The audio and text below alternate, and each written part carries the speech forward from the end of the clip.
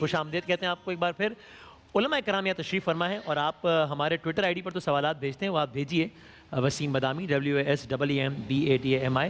لیکن ساتھ ساتھ آپ کی ٹیلی ویژن اسکرینس پر ایک واٹس ایپ نمبر بھی آئے گا تو آپ اس میں بڑا جتنا پریسائز ہو سکے جتنا پریسائز ہوگا اتنا وہ سوال نشر کرنے کے امکانات زیادہ ہو جائیں گے.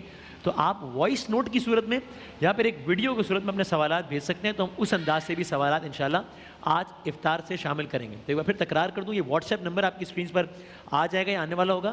آپ اس نمبر کو نوٹ کر لیں بھی آ رہا ہے آپ کی اسکرینس پر. آپ وائس نوٹ کی صورت میں یا ویڈیو کی صورت میں شارٹ پریسائز اپنے سوالات بھیجیے تو ہم ان کو بھی شامل کر لیں گے انشاءاللہ آج افطار سے. سحر میں آپ تقریباً 2:45 پر یہ سیگمنٹ روزانہ دیکھ رہے ہیں. جناب قبلہ شجاع الدین شیخ صاحب تشریف فرمائے, قبلہ محمد رضا داؤدانی صاحب تشریف فرمائے, مفتی عامر صاحب تشریف فرمائے, مفتی سہیل امجدی صاحب, سب کا بہت بہت شکریہ, بہت نوازش.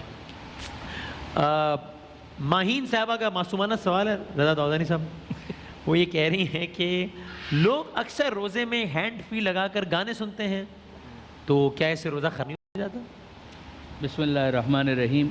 سب سے پہلے تو میں آپ سب کو اور ویورز کو سب کو امام حسن مجتبیٰ علیہ السلام کی ولادت کی مبارکباد دینا چاہوں گا.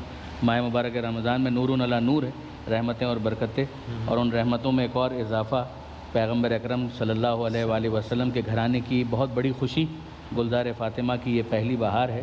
تو جناب سیدہ سلام اللہ علیہا امیر المومنین حضرت علی علیہ السلام, خود پیغمبر اکرم جنہوں نے نام منتخب فرمایا امام حسن علیہ السلام کا, تو یہ بہت ایک خوشی اور مبارکباد کا موقع ہے. پروردگار عالم سے دعا ہے کہ امام حسن علیہ السلام کے صدقے میں اور تمام جتنی بھی پریشانیاں اور مشکلات ہیں ان کو حل فرمائے. آمین. خصوصیت کے ساتھ ان کا دسترخوان بہت وسیع مشہور تھا, تو ان کے صدقے میں جتنے بھی بے روزگار ہیں خداوند متعال ان سب کو رزق حلال اور طیب عطا فرمائے. الہ آمین, الہ آمین. سوال آپ نے پوچھا ہے اس کے حوالے سے گزارش یہ ہے کہ ایک ہے روزے کا صحیح ہونا اور ایک ہے روزے کا قبول ہونا. صحیح ہے. روزے کی صحت کا تعلق فقہی احکامات کے ساتھ ہے کہ جہاں پر مبتلات روزہ سے اگر ایک انسان پرہیز کر لیتا ہے تو ہم اس کے روزے کو باطل نہیں کہیں گے, ہم کہیں گے کہ روزہ اس کا صحیح تو ہو گیا. لیکن اس روزے کو قبول کروانے کے لیے ظاہر ہے کہ اسے اور بھی کچھ جتن کرنے پڑیں گے. جیسے کہ یہ بات پہلے بھی آئی تھی کہ حضور صلی اللہ علیہ وآلہ وسلم نے یہ ارشاد فرمایا کہ جب روزہ رکھو وَلْيَصُمْ سَمْعُكَ وَبَصَرُكَ وَجِلْدُكَ, تو تمہاری آنکھوں کا بھی روزہ ہونا چاہیے, تمہارے کانوں کا بھی روزہ ہونا چاہیے, تمہاری جلد کا بھی روزہ ہونا چاہیے, اعضاء و جوارح کا بھی. صحیح ہے. تو اس کے اندر یہ چیز بھی آئے گی. حضور کے اس خطبہ شعبانیہ کے اندر بھی یہ جملہ موجود ہے کہ اپنی نظروں کو بچاؤ ان مناظر کے دیکھنے سے کہ جن کو خدا نے تمہارے لیے حرام کر دیا. یعنی اپنے کانوں کو بچاؤ ان آوازوں کو سننے سے کہ جنہیں خدا نے تمہارے لیے حرام کر دیا. یعنی کہ یوں کہوں کہ ٹیکنیکلی اسپیکنگ تو روزہ آپ کا نہیں ٹوٹا لیکن اس کی اسپرٹ ختم ہو گئی, اس لیے قبولیت کا امکان کم ہو گیا. یعنی ہم یہ نہیں کہیں گے کہ اس روزے کی اسے قضا کرنی ہے, ہم یہ نہیں کہیں گے کہ اس روزے کی وجہ سے اس کو کوئی کفارہ دینا ہے.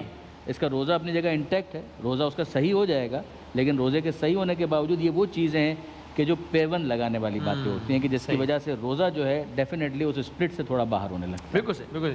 مفتی عامر صاحب یہ بتائیے گا, یہ نعمان صاحب ہیں کہ نا قرآن پاک پر نشانی لگاتے ہیں نا لوگ, یعنی کہ اگر کچھ پڑھ لیا ہے تو جناب پیج فولڈ کر دیا یا کوئی بھی کاغذ موڑ کے اس وقت, تو اس میں کوئی حرج تو نہیں ہے یا یہ خلاف ادب تصور کی جائے گی؟ بسم اللہ الرحمن الرحیم. بہت شکریہ, اور میری طرف سے بھی تمام عالم اسلام کو اور خاص طور پہ حضرت امام حسن کے چاہنے والوں کو حضرت امام حسن کی ولادت تہہ دل سے مبارک ہو.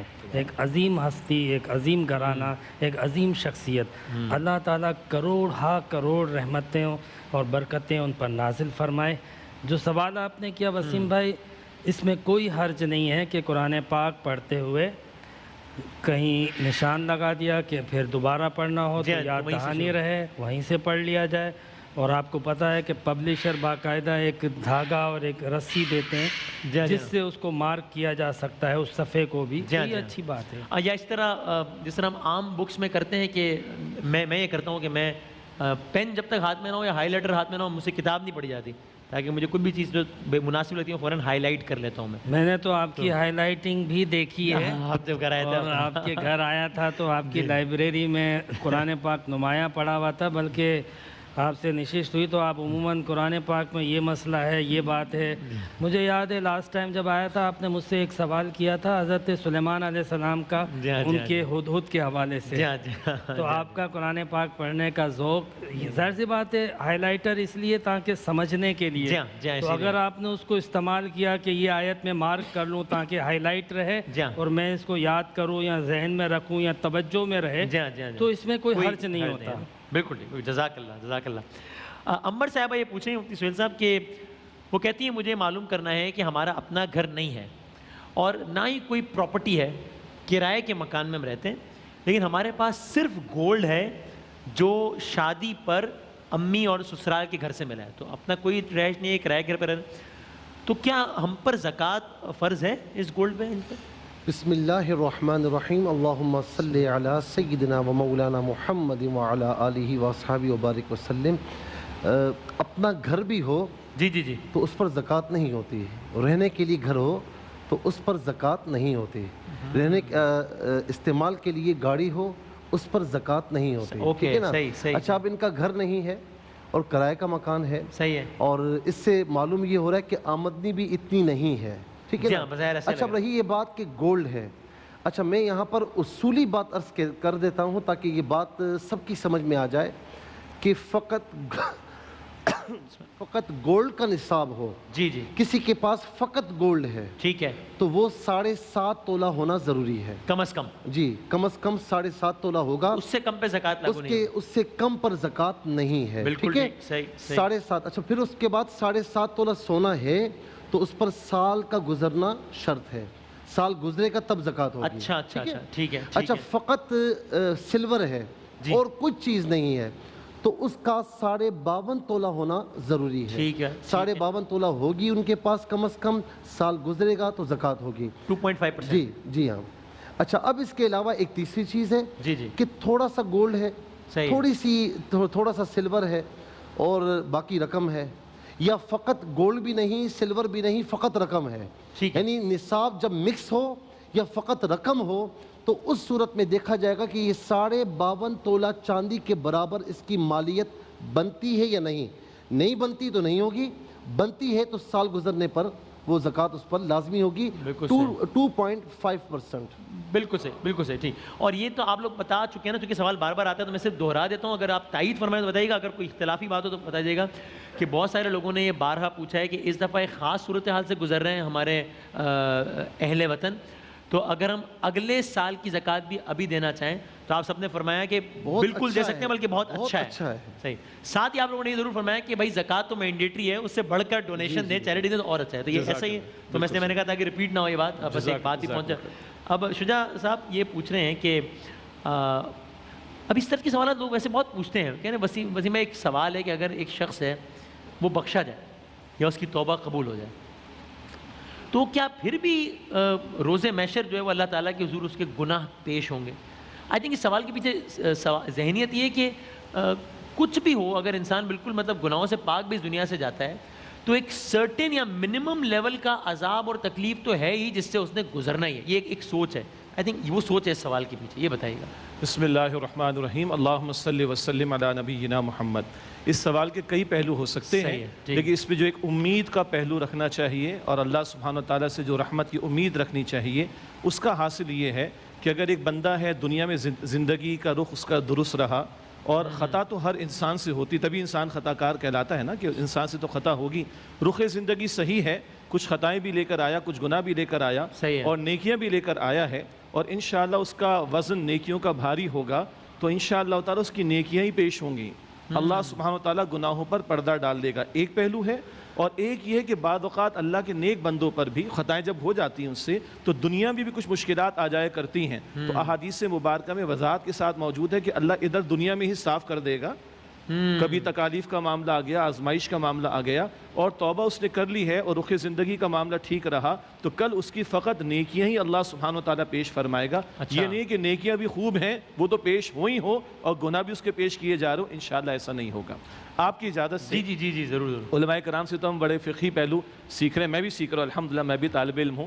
البتہ وہ جو روزے کے تعلق سے بات آئی تھی تو پورے مہینے کے اعتبار سے اور پھر ایک پوری زندگی کے اعتبار سے اور ہم سب کے اعتبار سے اس کے جو اخلاقی پہلو ہیں ان کو بھی سامنے رکھا جائے. جیسے کہ رضا صاحب نے فرما بھی دیا کہ اللہ کے پیارے نبی علیہ الصلوۃ والسلام نے آنکھوں کے تعلق سے زبان کے تعلق سے بھی تلقین فرمائی. پھر اللہ کے رسول فرماتے ہیں کتنے روزے دار ایسے ہیں جن کو بھوک اور پیاس کے سوا کچھ نہیں ملتا. لیگلی ٹیکنیکلی تو روزہ ہو گیا جیسے کہ فرما دیا گیا, فقہ کی ڈیفینیشن میں روزہ ایک فٹ ہو گیا, وہ نفری میں گنتی میں اضافہ ہو گیا جی. لیکن حضور فرمانے کتنے ہی روزے دار ایسے جن کو بھوک اور پیاس کے سوا کچھ نہیں ملتا.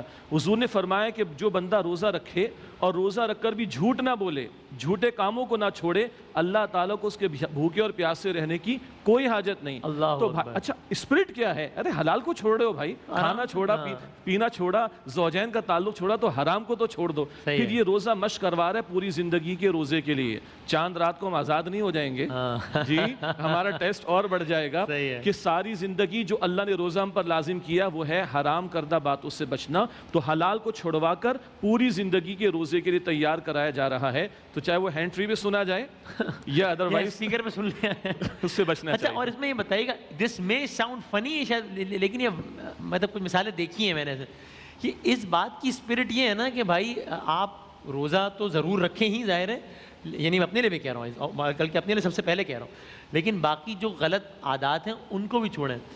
It is not the other way round. میں نے کچھ لوگوں کو دیکھا کہ یار بات ہے کہ مجھ سے نا یہ فلاں غلط کام چھوڑے نہیں جاتے, اور ان کاموں کے ساتھ تو روزہ رکھنے کا فائدہ تو ہے نہیں, اس لیے میں روزے نہیں رکھتا ہوں یار. تو دیکھیں اس کے اندر ایسا ہے کہ ایک شخص جو ہے اس کو کہا جاتا ہے کہ ایکسرسائز کرو تاکہ تم صحت مند رہو. صحیح ہے. تو اس کا مطلب یہ ہے کہ اتنی طاقت تو اس کے اندر ہے کہ وہ ایکسرسائز کر سکتا ہے. اگر آپ دیکھیں نا آیت کا انداز, یا ایھا الذین آمنو, یعنی یہ تو مانا گیا ہے کہ تم ایمان کی وجہ سے اس قابل تو ہو کہ تم روزے رکھو گے, یعنی یہ تو تم سے ایکسپیکٹڈ ہے. اب اس کے بعد تم پر یہ ذمہ داری دی جا رہی ہے کہ تم یہ صیام کی ایکسرسائز کرو. اس کا فائدہ کیا ہوگا؟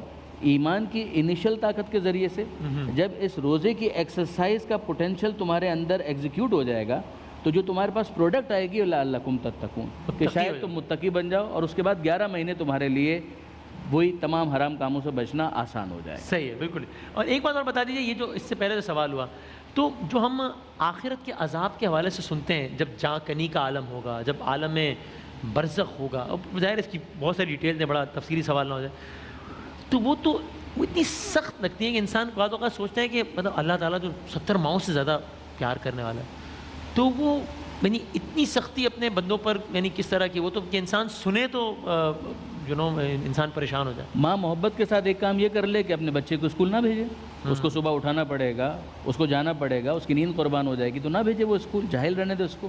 یہ اس کی محبت کا تقاضا نہیں ہے. اس کی محبت کا تقاضا یہ ہے کہ وہ اس کو اس آزمائش کے اندر ڈالے تاکہ اس کا پوٹینشیل پوری طریقے سے شائن ہو سکے اور وہ ترقی کر کے کسی مقام تک پہنچ سکے. اس دنیا کا اصول کیا ہے؟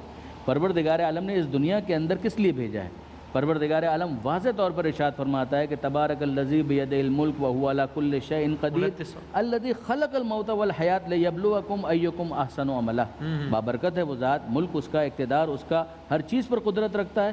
اس نے موت اور حیات کے اس نظام کو قائم کیا, خلق کیا, لیبلوکم, تاکہ وہ تمہاری آزمائش کرے کہ تم میں سے کون حسن عمل لے کر آتا ہے. یہاں پر آپ نوٹ کیجئے, کثرت عمل کی بات نہیں کی ہے, حسن عمل کی بات کی, یعنی کوانٹٹی کی نہیں کوالٹی کی بات, کوالٹی کی بات کی. بیئر منیمم جو واجب ہے وہ بھی کر لے اور اس کے ساتھ کچھ مستحبات کا انجام دے, لیکن یہ کہ اس کی کوالٹی کو بڑھائے, اس کے اندر قربتاً اللہ, رضایت پروردگار, اس کو اگر حاصل کرے. تو دیکھیے وہ جو آپ کا پہلا سوال تھا نا, اس کے اندر ایک آیت مجھے یاد آئی, الا من تابا, سورہ فرقان کے اندر جہاں عباد الرحمن کے خدا نے صفات بیان کی ہے, وہاں پر ارشاد فرمایا الا من تابا وآمن وعمل عملا صالحا. ہاں مگر وہ جو توبہ کر لیں, ایمان لے آئیں, اعمال صالحہ کو انجام دے, پھر کیا ہوگا؟ فَأُولَئِكَ يُبَدِّلُ اللَّهُ سَيِّئَاتِهِمْ حَسَنَات. وہ ماؤں سے زیادہ پیار یہاں پر آ رہا ہے. پھر پروردگار عالم اس کے نامہ اعمال سے سیئات, گناہ اور برائیوں کو کھرچ کر مٹا دے گا, اور ان کی جگہ پر بھی نیکیوں کو لکھ دیا جائے گا. سارا وائٹ ہو جائے گا. ٹھیک, اس پہ تھوڑا جی ضرور. یہ جو آپ نے فرمایا نا وسیم بھائی, شجاع بھائی نے اس پہ اور رضا بھائی نے بھی بالکل اسی انداز سے تبصرہ کیا. میں ایک ایگزامپل دینا چاہتا ہوں کہ اگر بخشش و مغفرت ہو گئی تو پھر اس کا قیامت کے دن پروٹوکول کیا ہوگا. صحیح ہے. یعنی وہ جو تکالیف ہیں, وہ جو مراحل ہیں, یہ بالکل ایسے ہے کہ آپ کو پاسپورٹ تو مل گیا, کسی ملک کا. صحیح ہے. لیکن سفر کی جو صعوبتیں ہیں، امیگریشن ہے، چیکنگ ہے اور جو تکالیف ہیں، اس پروسیس سے تو گزرنا ہی گزرنا ہے نا. صحیح ہے. بالکل اسی طرح اگر کسی کو بخشش و مغفرت کا پروانہ مل جاتا ہے، ٹھیک ہے، لیکن اب جنت میں جانے سے پہلے جو پیریڈ ہے، جو پروسیس ہے، جو سفر ہے، جو وہاں پہ حساب و کتاب کا سسٹم ہے، اس پورے سسٹم سے باقاعدہ گزرنا پڑے گا. اس میں کوئی حرج نہیں ہوتی ہے. اور رضا بھائی نے آیت پڑھ کے اس بات کو ہی واضح کیا کہ یہ جو دنیا کی زندگی ہے، اس میں آنے والی تکالیف، حتیٰ کہ موت کی، جان کنی کی تکالیف بھی، نیک لوگوں پر آنے والی تکالیف بھی، یہ ایک آزمائش کا پیریڈ ہے. یعنی ایسے ہے جیسے ایک کپڑا میلا ہو جاتا ہے تو اس کو صاف کرنے کے لیے کچھ تو مطلب اس کو دھوبی بھی اس کو دھوتا ہے نا. اسی طریقے سے درزی جو ہے وہ کپڑے کو سینے کے لیے، تاکہ وہ ایک باقاعدہ پروڈکٹ بن جائے، تو اس پہ سوئی بھی چلے گی، کینچی بھی چلے گی، تب وہ کچھ بن کے نکلے گا. تو یہ ساری مثالیں ہمیں بتاتی ہیں کہ یہ چیزیں جو ہے وہ ہمیں اس پروسیس سے گزار رہی ہیں جس سے ہمیں بھٹی کی طرح نکھر کے سونا اور کندن بننا ہے. واہ، انشاءاللہ انشاءاللہ. آپ کی اجازت سے مفتی صاحب نے جو بات بیان فرمائی، اس میں ایک حدیث شریف یاد آتی ہے کہ وہ جو قیامت کا دن ہے وہ تو 50,000 برس کے برابر. جی. لیکن مومن کے لیے کیا ہوگا؟ بس جیسے ایک نماز ادا کی اور مسئلہ ختم ہو گیا. تو وہ کیفیات تو ہیں، مگر اللہ کس شان کے ساتھ گزار دے وہ اللہ قادر ہے کہ اس کے لیے اتنا کہ ایک نماز کا اس نے وقت پورا کیا اور معاملہ بس ہو گیا معاملہ. اور پھر اس موقع پہ، جس موقع پہ آپ نے ذکر کیا ہے اتنی شدید تکالیف کا، ان تکالیف کو ہمیں زیادہ فوکس کرنا چاہیے جیسا کہ آپ نے کیا. تو یہ دنیاوی تکالیف، کرونا وائرس ہے اور دیگر چیزیں ہیں، اس میں خود بخود ہمیں تو مطلب اس سے ڈرنا چاہیے جو بڑی تکالیف ہے. اس میں عرض کروں گا کہ تینوں نے ماشاءاللہ بڑی سیر حاصل گفتگو فرمائی. جو کچھ نکات میرے ذہن میں آئے، ایک ہوتا ہے مغفرت الذنوب، گناہوں کی مغفرت ہو جانا، اور ایک ہوتا ہے کفارہ ذنوب، اللہ کہ گناہوں کا کفارہ بن جانا. جی. قرآن کریم یہ بھی تو فرما رہا ہے کہ ان الحسنات یذہبن السیئات، ماشاءاللہ، کہ بے شک نیکیاں بعض اوقات گناہوں کو لے جاتی ہیں، گناہوں کو یعنی بالکل فنا کر دیتی ہیں. تو ایک شخص توبہ کرنے کے فوراً بعد اس دنیا سے چلا گیا، اس کے لیے آسانی ہے. لیکن ایک شخص نے توبہ کی پھر کچھ گناہ کیے، تو ظاہر ہے کہ پھر توبہ کی ہے تو اس کے ساتھ بھی معاملات آسانی والے ہوں گے. کیوں کہ موت کا ایک جھٹکا جو ہے نا 100 تلوار کے وار سے زیادہ سخت ہے. اور نافرمانوں کے پاس فرشتے مہیب صورت میں آتے ہیں، لیکن وہی مومن ہوتا ہے تو اس کے سامنے اچھی شکل و صورت میں آتے ہیں. ابراہیم علیہ السلام کو دونوں صورت ملک الموت نے دکھائی دی. تو آپ نے فرمایا کہ تیرا مہیب صورت میں آنا گناہگار کے لیے اگر اس کے سوا کوئی عذاب نہ بھی ہو تو اس کے گناہوں کے لیے یہی کافی ہے. اور تیرا اچھی صورت میں آنا نیکوکار کے لیے کوئی اور اجر نہ بھی ہو تو تیرا اس صورت میں آنا کافی ہے. سبحان اللہ، جزاک اللہ. بہت شکریہ علماء کرام کا، بہت نوازش. اور ایک بار پھر یاد دہانی کہ آپ کے سوالات ہم کل سے شامل کریں گے انشاءاللہ. تو ہمارا آپ یہ نمبر آپ نوٹ کر لیجئے جو وقفے سے آپ کی سکرینز پر آتا رہے گا انشاءاللہ. ایک وقفہ لیتے ہیں اور اس کے بعد ہمارا کوئز کا سیگمنٹ یعنی کہ شانل.